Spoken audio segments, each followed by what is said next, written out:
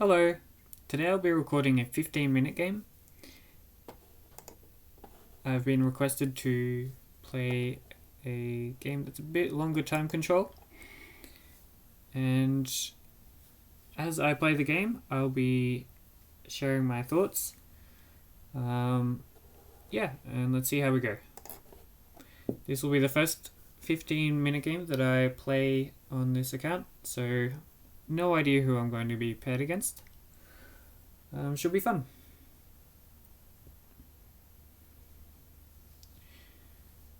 This game is a 15-minute game with a 10-second increment, which means that every time we make a move, we get 10 seconds added to the clock. My opponent is VLixers33. Good luck. So my opponent starts with e4. I have a few different options that I could choose from, but I've only got 15 seconds. I have to make a choice pretty quickly. Still have not decided what I'm going to play, but I have to make a move. Let's go for a Sicilian. So Sicilian is e4 and then c5. But you can also play a French defense. You could play e4, e5, which is pretty standard. You play e4, d5, which is the Scandinavian. e4, d6. There's lots of different options. My opponent plays a common move here, bringing the knight out, developing a piece. I might do the same. When you develop your knights, you want to bring them closer towards the center, generally speaking, because one of the principles of the opening is to try and control the central squares, either with pawns or with piece. Okay, so this move here, he's developing his light square bishop, preparing to castle most likely, and also putting his bishop on a diagonal that could potentially be a bit troublesome if I move this pawn. Generally in the opening you don't want to move your pieces twice. However, there are some exceptions to that, and I believe this is one of those exceptions where you can get away with it. The idea is you're attacking the bishop here, which is pretty annoying for him to deal with. Now the obvious move is for him to take my knight. If he does that, then I'll recapture, and I've got a strong pawn in the center.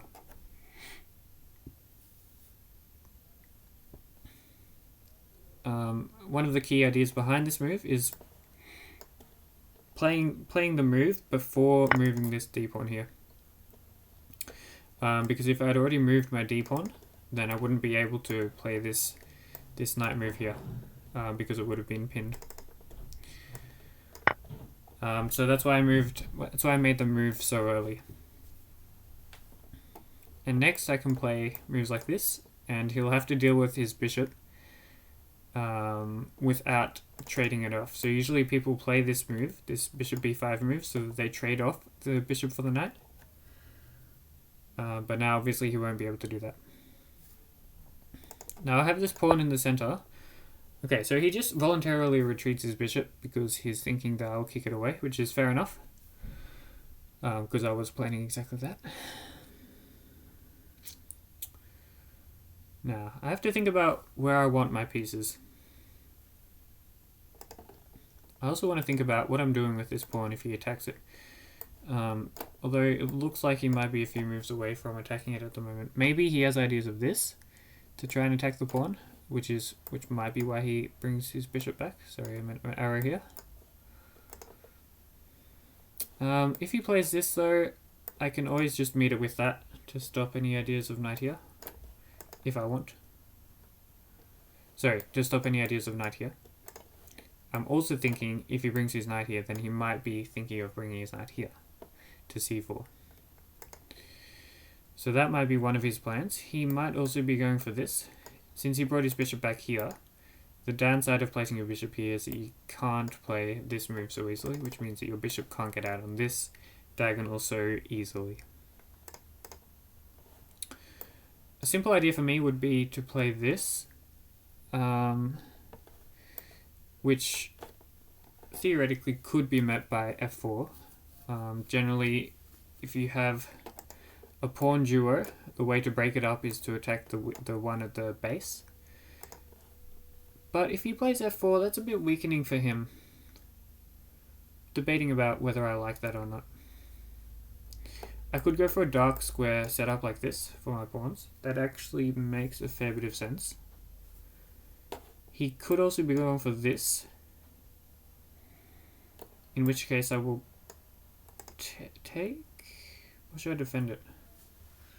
There's a lot of questions. I could also just develop a piece. If he goes here, I can go here maybe, and then he doesn't really have this at the moment because of takes on percent. That might not be a bad option. I do need to get developed. If he goes for this idea, not sure yet. I still have this and this if I want. However, if I play this and takes, then the resulting pawn structure is I have a pawn here, I have a pawn here. And then I don't have any pawns on here or here, as in these two files, which would mean that I have a double isolated pawn here and here, which is not ideal. So in saying all of that, well, okay, in saying that, I could always trade off this pawn for this pawn by pushing here. So although it is a double isolated pawn, it's probably a temporary double isolated pawn, and I can trade one of them off, leaving a single isolated queen's pawn, which arguably is quite strong.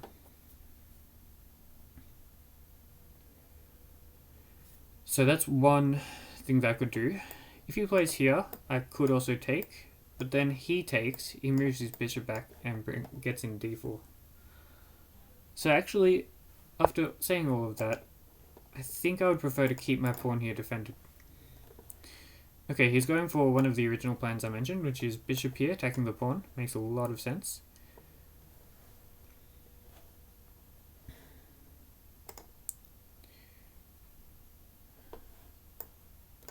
Generally, when your opponent attacks you on the long diagonal, this is one of the long diagonals on the board, a good way to counter that is by putting your pawns in a diagonal against that bishop. So now I'm much more encouraged, much more inclined to play this. I'm going to go ahead and do that. I could also play this move to kind of strengthen the pawn center here, or I could also just go for this move as well, which seems quite strong, attacking the pawn in the middle, and my opponent would have to kind of take, I think, and I could either take with the queen or the knight. Next I want to develop my dark square bishop. Okay, he plays f3, indicating that he's not going to go for the f4 push, which means I don't really need to defend it anytime soon. My bishop can't go here. If it goes here, then it's just inviting it to be kicked away. I don't really see what that gains. If it goes here, it could do that, but it's kind of biting at a rock here. I think I would only benefit from playing here if this pawn was attacked and could be moved soon. So if, for example, I don't know, I play some random move and then opponent plays c3, then moving here would make a lot of sense. But I don't think opponent is going to play c3 anytime soon. Makes more sense for opponent to play this and to play this. So in saying all that, I think I just need to get castled, move my bishop here, because, well, it can't go here. Here, as we mentioned, just runs into this. Sorry, this one. Here, as I mentioned, it's a bit useless at the moment. And here, I don't like getting in the way of this pawn push. So that's why I chose this square here. My light square bishop, not sure where it goes at the moment. I think it's pretty happy to stay on the back rank at the moment. I'll castle. Okay, he castles. That makes sense. And next, I will probably look to play this move, d5. I can get my bishop here, maybe. Okay, now that I'm thinking about it a bit more, if d5 takes, knight takes, he can play queen here, and he's putting pressure on this pawn here. However, if my knight is no longer here, then I can play f6 if I want, or if I need.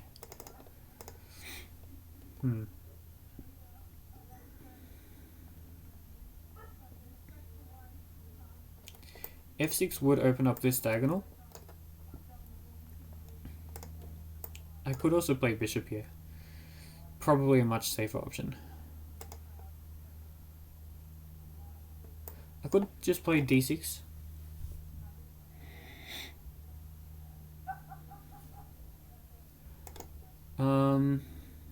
Other moves. a6. I think bishop here is not really a threat at the moment, so I'm not super scared of that.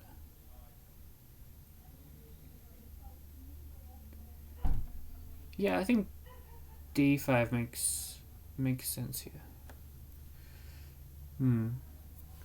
But at some point he might just attack all my pawns. It's not easy for me to defend. It's a bit to consider here.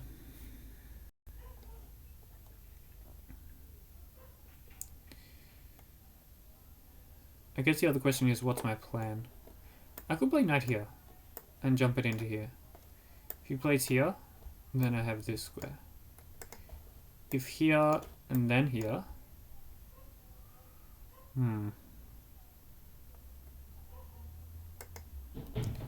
well, in that line, it would make sense for me to be able to play bishop here. So first, I'll start off with this. At some point, I might go here, but I don't know. Maybe I'm being a bit too cautious here, but just in case he plays f4 or c3 and starts trying to break things down. This is just a more safe move, and the point of it is to enable the bishop to see this square, so that when I play here, if he plays this, then my bishop can get a nice square on h3.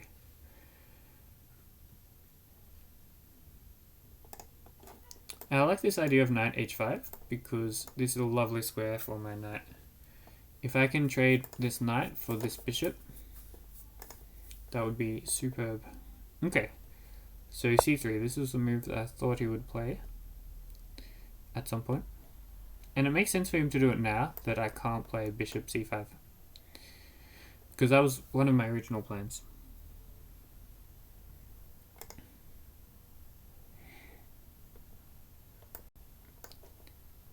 Now, maybe it's okay to take, because I was more afraid of pawn takes back when there was a pawn on b2. Now if I take, you can take back with the knight or the bishop, and then the knight gets this very lovely square here. I could also just play queen here. Oh, I kind of like that actually.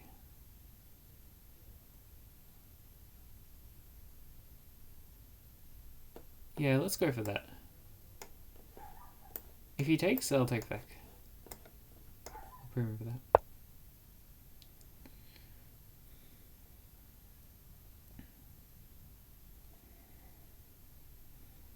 I think this pawn in the middle is quite annoying for him because it really just blocks his play in a lot of different ways.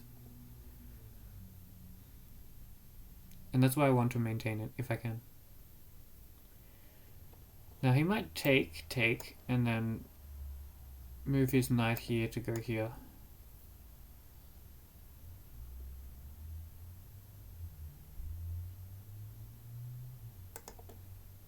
He plays c4. Okay, I'm very happy to see that. Now this pawn is staying here forever. It is staying here forever. Now I'll go ahead with the plan that I originally had.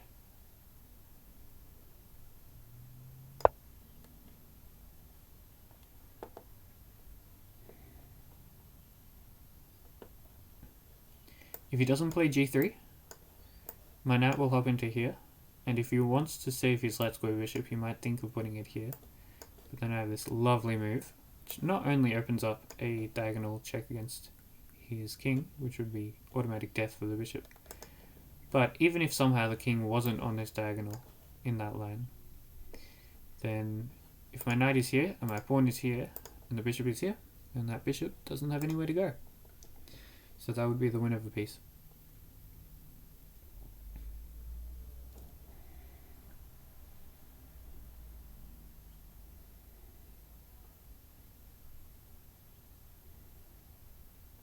After the game is over, I might go into the analysis board and do a bit of a review of the game.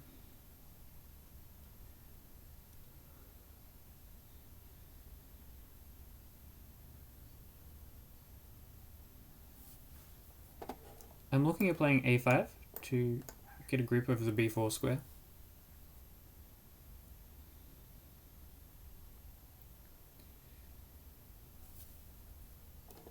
I'm also looking at f5, now that this diagonal here is a bit more closed, which means that he can't move his bishop here as queen here as easily. So again, the problem with moving the f-pawn, or one of the problems, is that it opens up this diagonal here. Okay, opponent plays an interesting move. First thing to note is that it gets in line here, which might be a good thing, might be a bad thing for the opponent. It does block any potential checks along this diagonal. I think more importantly, the reason why he did it is if I play here, then bishop can drop back to f1. Makes sense, makes sense.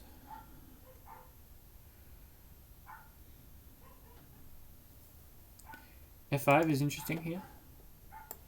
f5 takes. I think I don't want to trade. I don't want to trade this bishop for this bishop. I think my bishop is a lot better. So first I'll go here, force him to move his bishop, and then I'll play f5.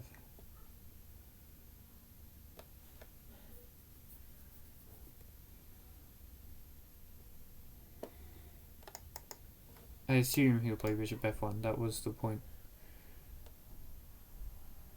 Right? He might be thinking of here to encourage this. I don't know if he wants to encourage that, but he has that option. Oh! Wow.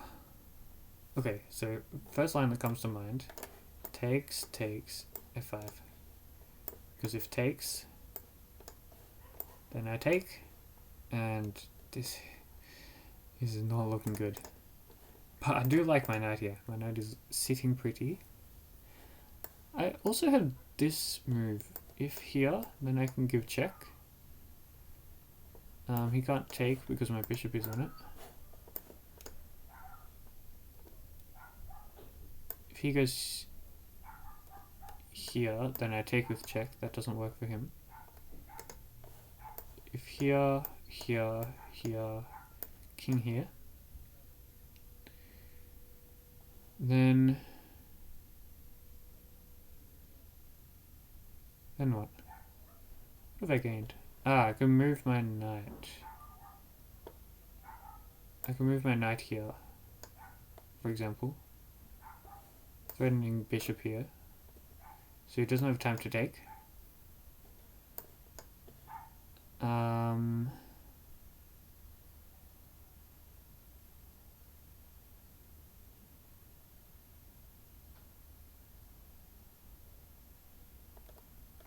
I mean, or I could just take the rook in that line.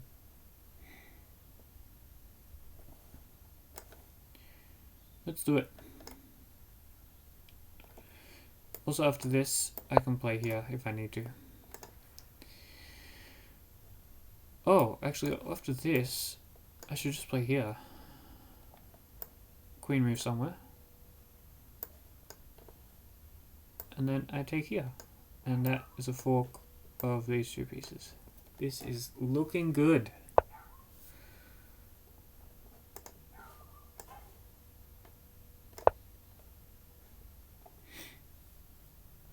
Going on the attack.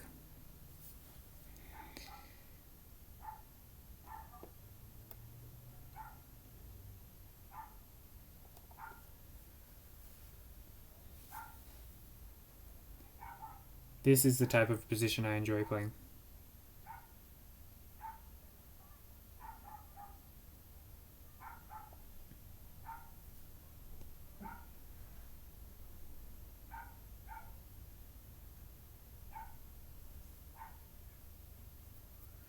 Let's see what my opponent wants to do.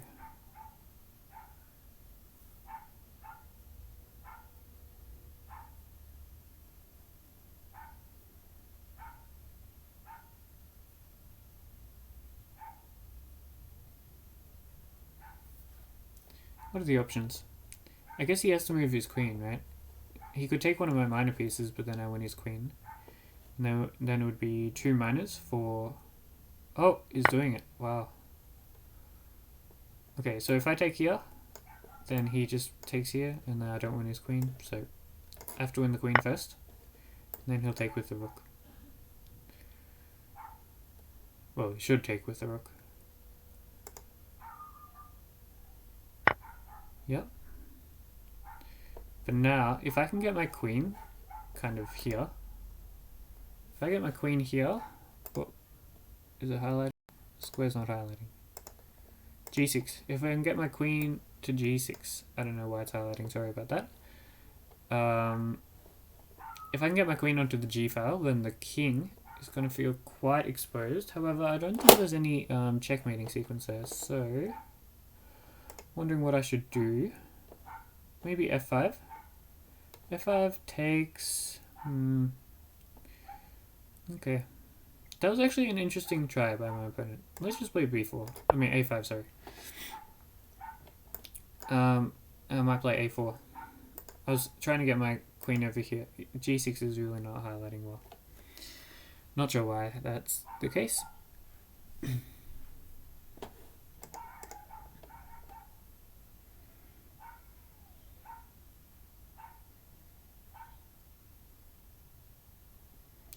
So yeah, interesting decision by my opponent to take the 2 minors for the queen. It's not...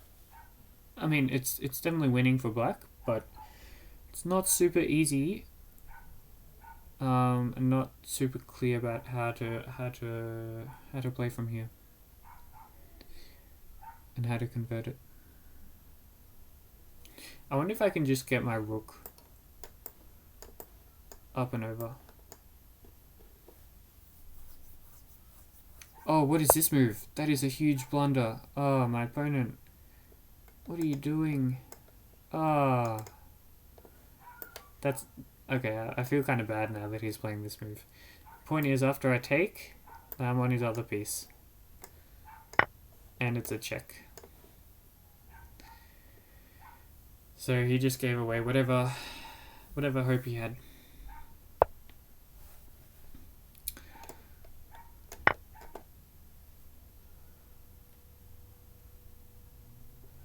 Play rook here, likely. I can play queen here. Just holding the pawn, attacking the bishop, attacking the pawn behind it. Next I'll play here.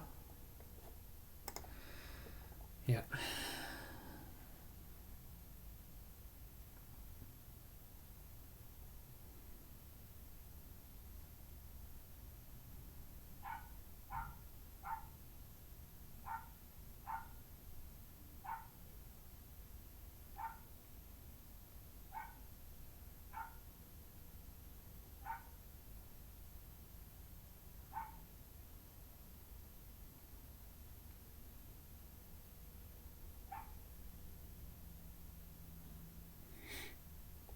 Rook over, queen here.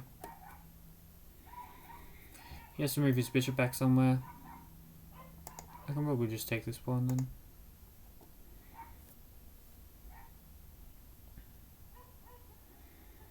Whichever side he moves his bishop back, I'll take the pawn anyway. And then I'll be attacking his bishop yet again. Now I might go to... I'll go to f4 after that with my queen. Or I might just bring a rook in, or I could play f5, depending on if he moves his bishop to c2 or e2. Okay, he goes to c2, probably a better choice, staying on this diagonal here, preventing me from playing f5 immediately.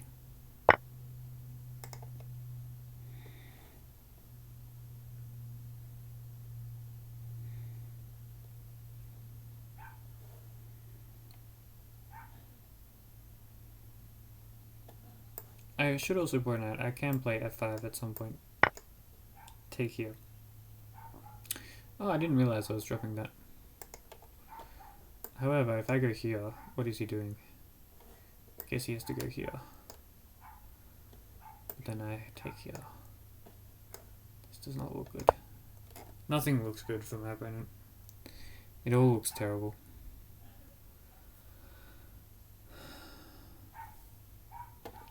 I don't see any other move but here, because the point is, this is attacked and this is attacked.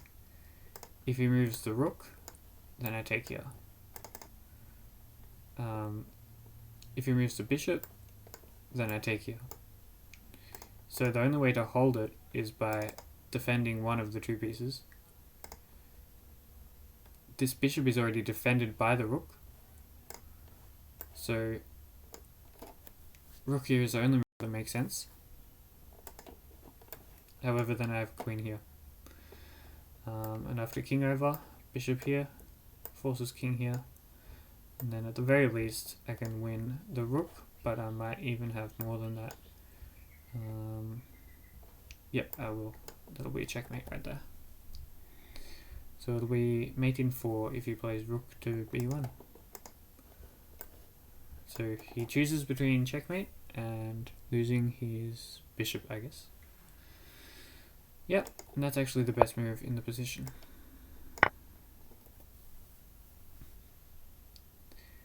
Opponent calculating well there. Unfortunately, it will not help him. In this game, at least. Opponent should try and get some counterplay.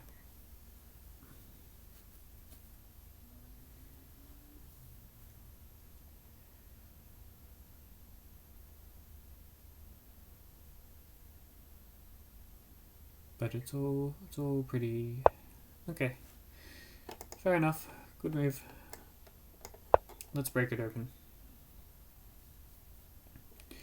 Been talking about this diagonal. He has no light square bishop. He has no queen. This diagonal is not scary anymore. If he takes, I'll take.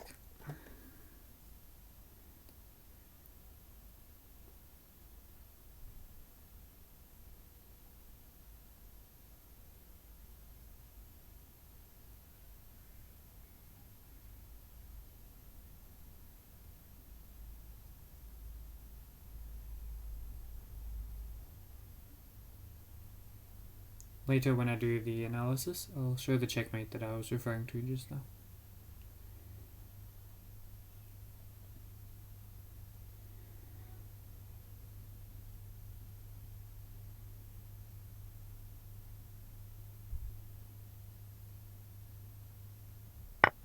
Okay, so he takes this way. I could take here. It's probably better. Although it does allow his pawn to get free. Let's just keep things simple. There's no point giving my opponent any sort of counterplay here. I think that's a very good strategy when you're up material. Try to stop any counterplay from your opponent. Otherwise they might surprise you with a move and suddenly win a piece back or get a queen when you're not expecting it.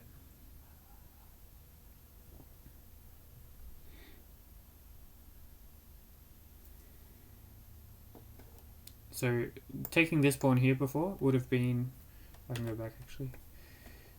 Taking a pawn here, it might have been the more active move on my part. It's more aggressive, it attacks the opponent more.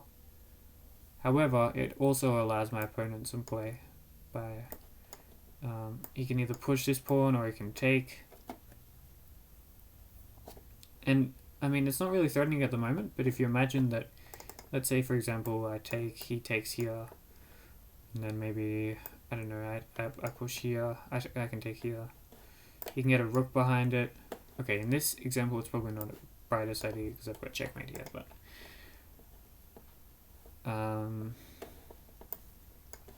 yeah, I think just allowing him a pawn that's protected by a rook is unnecessary. In saying that, the line that I was calculating looked pretty good, so I think they were both very much winning in this example. But the principle still holds.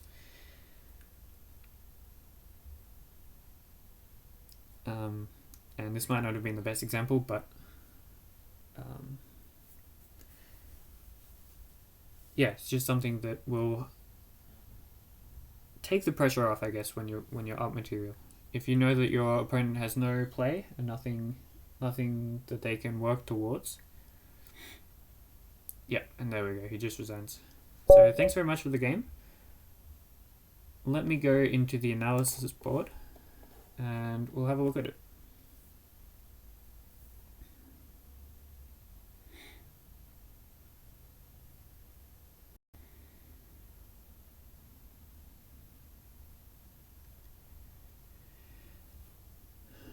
So my opponent is also having a look at it. He might be getting the cross table up, sorry, the computer analysis. But let's just go through it without the computer at first. So we played a Sicilian.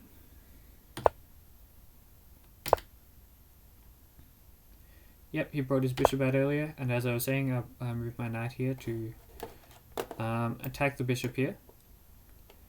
In the game, the opponent took here, took my knight. I guess the other option was to move the bishop, but in that case, I have b5 and he can't take because then my knight is on it. So after b5, he would have to play.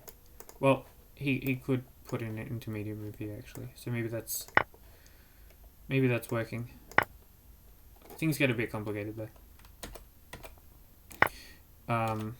But my point was, after b5 he would have to move his bishop back here, and then I could takes and trap his bishop here. So I believe that is one of the reasons why he took. He could also play, I guess, bishop here, or even bring the bishop back here. But my opponent chose to take here, and I took back. And then I think the opponent was, I guess, preparing for me to play a6. This was one of the moves I was talking about. So he voluntarily dropped the bishop back. I don't think this is a great square, because it does block in this pawn here, which stops his bishop from getting out. But in saying that, it's not the worst move in the position. So here I had a good thing about what I wanted to do. Stayed flexible by moving my knight out. And then my opponent told me what he was going to do next by playing this b3 move. I was kind of glad to see that, because it signaled that he'll bring his bishop here and try and put pressure on the diagonal here, which encouraged me to play the move that I did, which was e5, just solidifying the pawns in the center. f3, I don't think that's a great move either. It really weakens the dark squares around the king, and if you're going to put your bishop on this side of the board, then your dark squares around the king side are very weak, which I ended up taking advantage of by putting my knight over here. Got my bishop out, castles and castles. And he played his bishop to b2. So everyone just getting their king to safety and developing to natural squares. Now here I was debating between a couple of moves, primarily d5 and d6. End up going for d6 with the idea of So my idea was after d6, let's just say he plays some random move, then I was going to play my knight here, and the idea was to meet this move with this move here. I think it's always nice to develop with tempo, and if you can get your bishop around the king like this, it's really uncomfortable for them. Although in this case, it might have actually been okay for the opponent, because I don't know what I would do here, maybe just develop a piece just for the sake of it. But he could just trade the two pieces off, and as I was saying in the game, I don't want to trade this bishop for this bishop, because I think mine is stronger. But I think my opponent is unwinding here in this type of position. Maybe we could end up with something like this. But my point is that he now gets a harmonious position. His d pawn can finally move. He might look to play this at some point. So I think trading off the light square bishops makes a lot of sense for him. Let's go back to the game.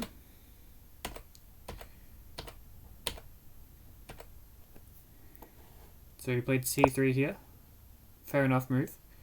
Attacking my pawn in the center. I defended it. Now I was anticipating he would take, and I would take.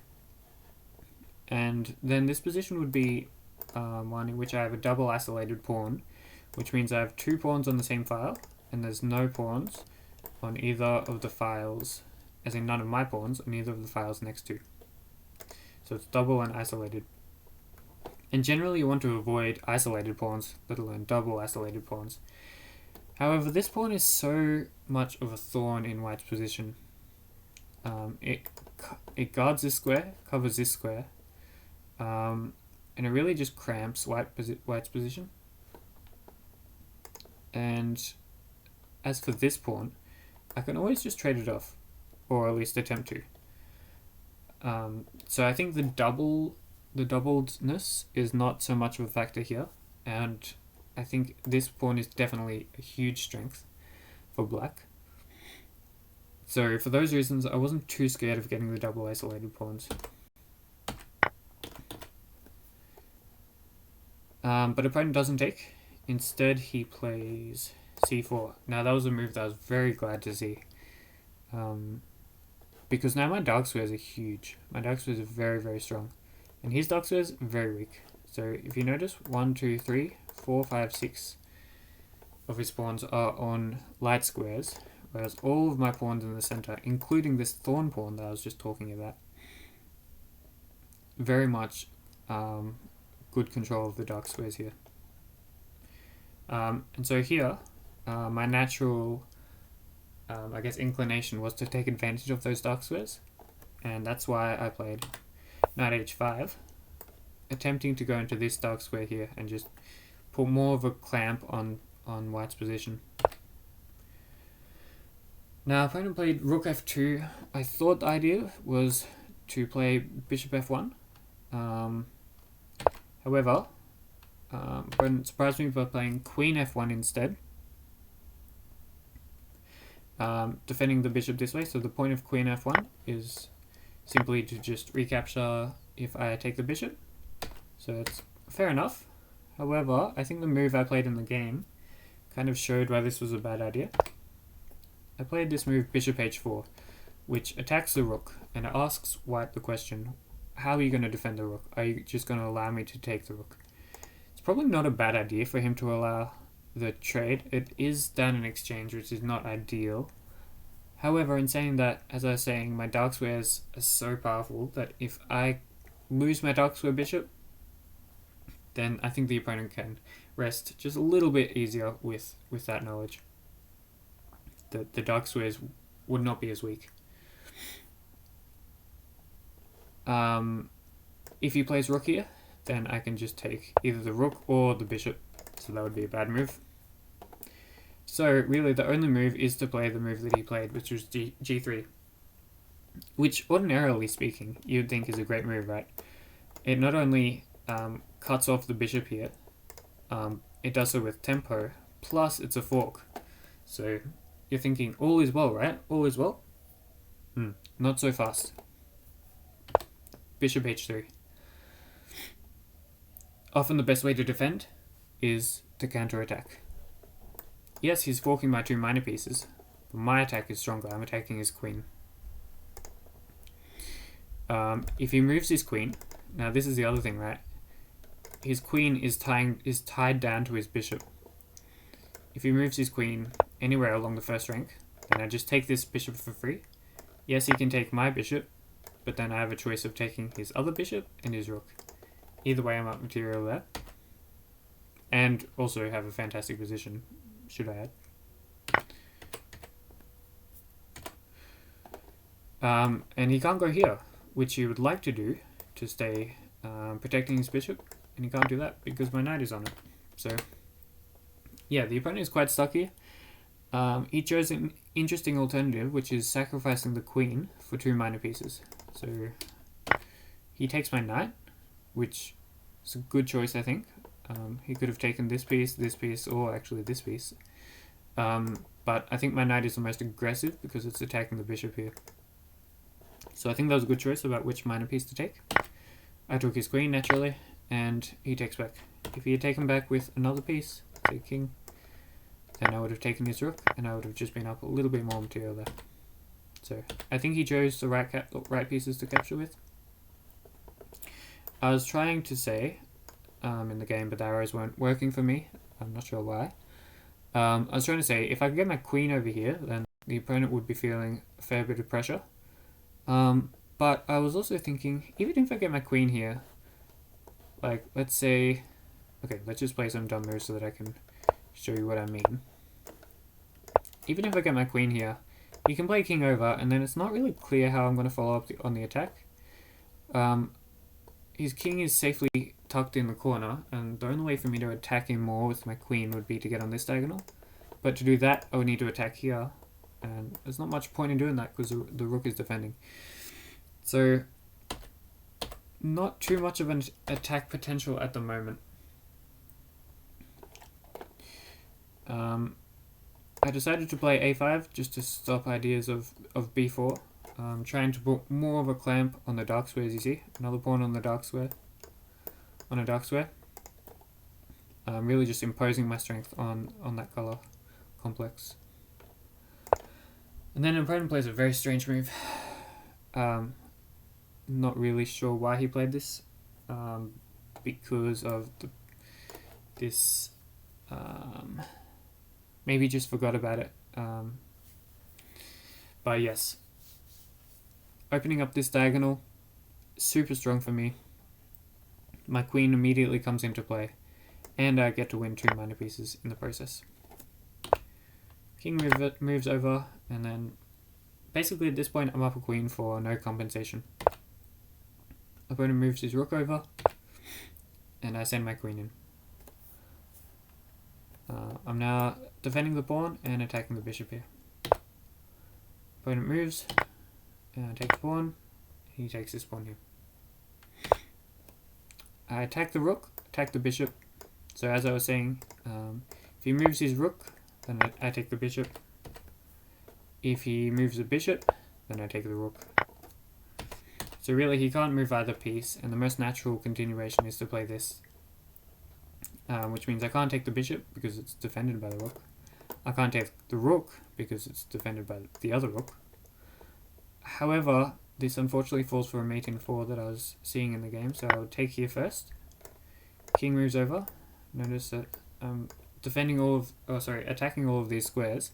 So if I can land another blow on the king, that would be checkmate. I have a dark square bishop, so this one's going to join in the attack by playing here. But when the bishop plays here, it does cut off this. It cuts off my queen from eyeing the f1 square for the king, so the king can duck into here for the time being. Notice how strong these pieces are. The king can't go anywhere at the moment. So here I would do a discovery check. Also attacking the rook. So my piece is cut off here, and these squares here. So there is one square for the king to go. That's this one here. And a nice checkmate is bishop here. And this is checkmate because the queen covers these 3 lines here, and then the bishop covers these 2 squares, which are the other squares that you would need to cover for a checkmate. So I think my opponent actually saw all of this and decided, quite correctly, that after here, the next best option is to play the rook back to not lose the game immediately.